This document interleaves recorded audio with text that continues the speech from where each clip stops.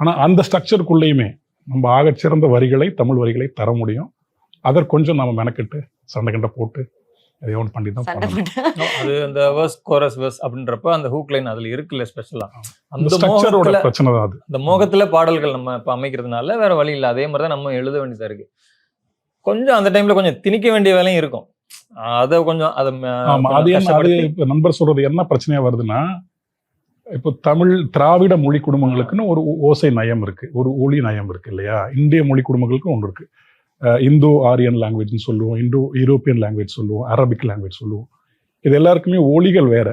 இப்போ நம்ம வெஸ்டர்ன் அல்லது அரபிக் இசையாக கேட்டு ஒரு கம்போசர் அதை மாதிரியே ஒன்று தமிழில் பண்ணோன்னா அந்த ஸ்ட்ரக்சர் கொண்டு நீங்கள் வைக்கும்போது நீங்கள் அது மாதிரியான ஒலி குறிப்புகளோடு எழுதினால் மட்டுமே தான் அந்த சவுண்ட் நமக்கு கிடைக்கும்.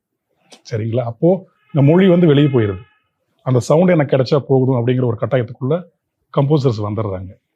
அப்போது இப்போது இந்த அசிலி பிசிலின்னு ஒரு வார்த்தை எப்படி இங்கே வருது அப்படின்னா, அவருக்கு இன்ஃப்ளூயன்ஸ் பண்ண ஒரு பாடல் அந்த மாதிரியான ஒளி இருந்த பாட்டு அவர் கேட்டிருப்பார்.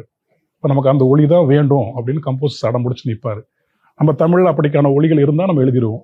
இல்லைன்னா என்ன பண்ணுவோம்னா ஏதோ ஒரு கண்ட வார்த்தையை போட்டு இப்படி தான் அந்த ஹூக்குங்கிறது ஒரு அர்த்தமற்று ஆனால் ஹிட் ஆகிறதுக்கூடிய இடத்துக்கு வர்றது என்னென்னா, அந்த வெஸ்டர்ன் இன்ஃப்ளூயன்ஸ்லேருந்து அப்படியே நம்ம அடாப்ட் பண்ணிக்கணுங்கிற நோக்கத்தோடு தான். ஆனால் ஜிவி பிரகாஷ் ஆகட்டும், ரகுமன் சார் ஆகட்டும், அவங்க வெஸ்டர்ன் ஸ்ட்ரக்சருக்குள்ளே போனாலுமே அவங்களோட டியூனோட கம்போசிஷன்லாம் இருக்கு பாருங்க, அந்த ஃப்ரேஸ் கம்போசிஷன் எல்லாமே இந்தியனைஸ்டாக தான் இருக்கும்.